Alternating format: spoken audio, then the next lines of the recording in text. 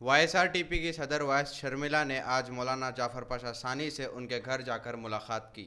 शर्मिला ने जाफर पाशा को कहा कि वो उनकी बेटी की तरह है। यहाँ पर यह आपको याद दिलाते चले कि वाईएस शर्मिला के वालिद वाईएस राजशेखर रेड्डी ने मुसलमानों को 4% तहफ़्फ़ुज़ात दिए थे। क्या ये उसकी एक पहल है?